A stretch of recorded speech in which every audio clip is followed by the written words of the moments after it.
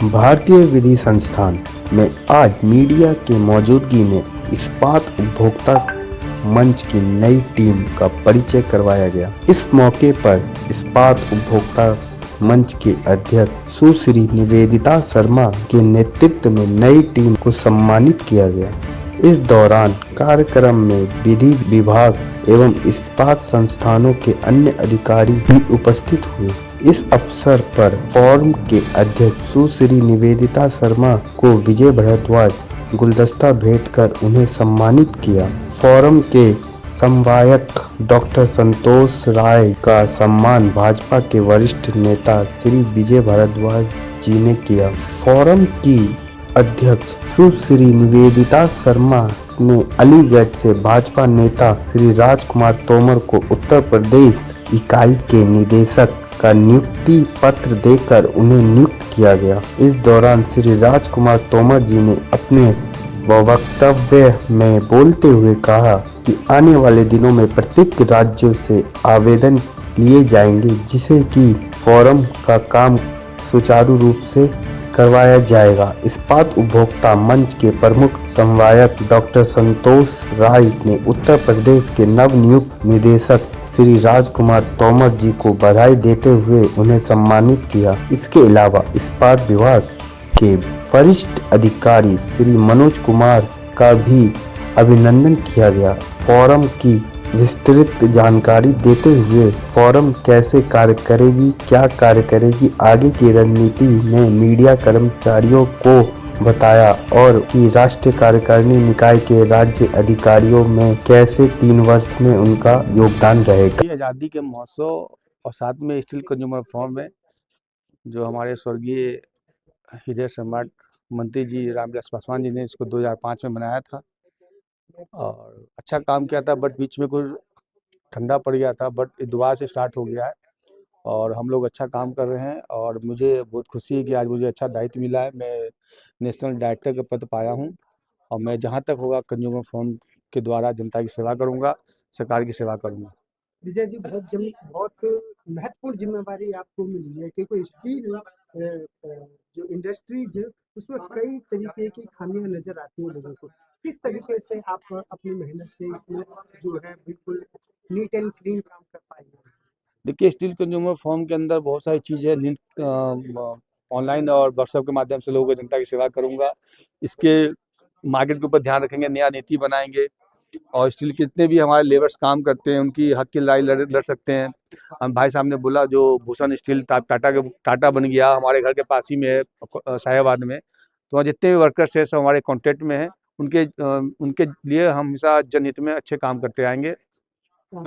विजय जी, जिस तरीके से स्टील का काम में बहुत ज्यादा जोखिम भरा भी काम होता है, तो ऐसे में जो काम करने वाले हैं उनको न्याय दिलाना आपकी कितनी प्राथमिकता? देखिए, हम लोग माँ भारती की आरती में हम लोग आरएसएस के से जुड़े हुए हैं, बाल काल से जुड़े हुए हैं, तो कभी ये जोखिम हम समझते नहीं है और निस्वार्थ भाव से देश सेवा करना हमारा ब्लड में है और हम लोग काम करते आएंगे। जैसा कि सर जो कार्य जो करते हैं वो पूरी टीम करती है और उसका जो नेशनल डायरेक्टर आपको ही मतलब पूरी टीम को गठन करने का है, तो किस तरीके से आप इस अपने दायित्व को पूरा करेंगे? मैं ऑल स्टेट लेवल पर सबको इन्फॉर्म करके अच्छे टीम अच्छे लोगों का रिज्यूम मंगवा रहे हैं। रिज्यूम के बाद हमारी एक कमेटी बनेगी, कमेटी में उसका हम लोग प्रॉपर 1-2 मीटिंग करने के बाद उसको सिलेक्ट करेंगे। रिज्यूम किस कंडीशन पे, क्या क्वालिफिकेशन और क्या मिनिमम ग्रेजुएशन चाहिए, साइंस की तरफ से चाहिए। साइंस की तरफ से।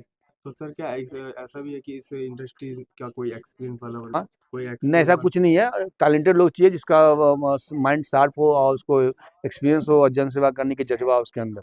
एज लिमिट क्या है? वो हमारे भाई साहब ने बोला कि 65 to 70 चाहिए, 70 तक हम ले सकते हैं लोगों को।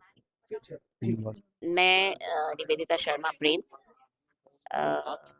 सुपुत्री श्री BL शर्मा प्रेम जो 2 बार भाजपा के सांसद रहे, उनकी बेटी हूँ और कई वर्षों से मेरा जो प्रोफाइल रहा, मैं कॉर्पोरेट्स के लिए काम करती हूँ, कॉलेजेस, मैनेजमेंट कॉलेजेस में वर्क किया है। तो मेरा जो सारा काम रहा है कॉर्पोरेट में स्ट्रैटेजीज बनाना और मैनेजमेंट, ये सारा का ही काम रहा है और मुझे इस फोरम में एज ए चेयरमैन नियुक्त किया गया नेशनल का। तो मैम देखा जाए तो बहुत बड़ी जिम्मेदारी है। किस तरीके से इस 3 साल में इतनी बड़ी-बड़ी चुनौतियों को आप पूरी टीम आपकी कैसे कर पाएँगे? और जैसे कि आपने प्रेस कॉन्फ्रेंस बोला कि ये जो स्टील फर्म है ये इंडस्ट्री बहुत लॉस में भी गई है। तो कैसे आप उनको प्रॉफिट तो अलग है लेवल तक लाने के लिए क्या-क्या बिल्कुल लाएंगे। देखो मैं आप इसको अन्यथा ना लें। एक महिला जो होती है ना, एक महिला जब माँ बन के इतनी बड़ी चुनौती लेती है तो वो किसी भी चुनौती से डरने वालों में से नहीं होती महिला।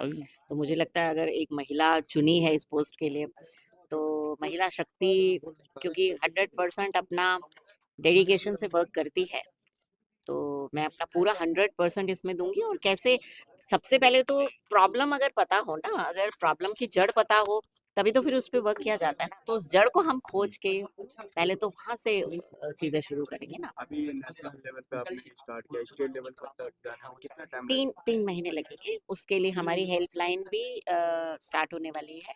हमारे जो ऑफिशियल ईमेल है उस पे लोग आवेदन दे सकते हैं। हम ऐड भी देंगे और उसमें भी लोग आवेदन दे सकते हैं। इस तरह से हम बाकी स्टेट्स में इसका गठन करेंगे।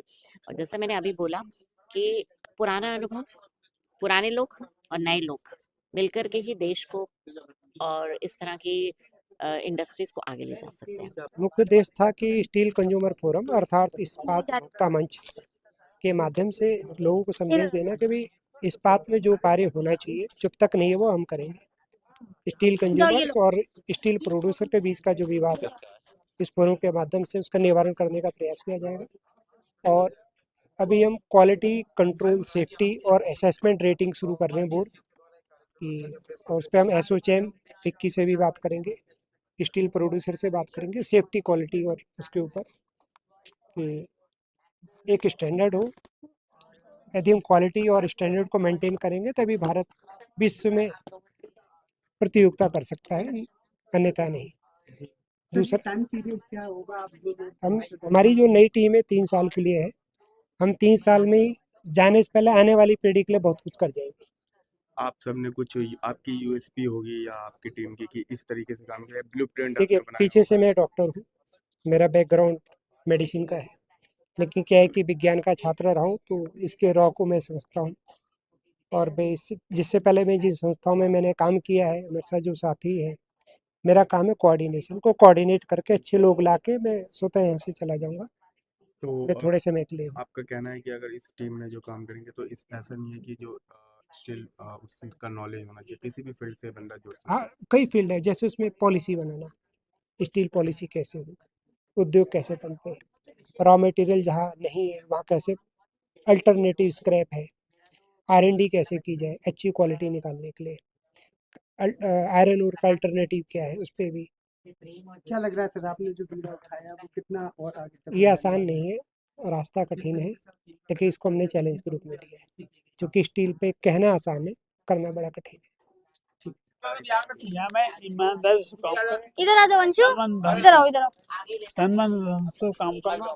इस संस्था चल रही है, इनका तो हो गया है। संस्था जो बंद पड़ी है चल रही है, इसमें काम करेंगे पूरा। और जो जिनकी समस्या हुई अपने आप निराकरण कर।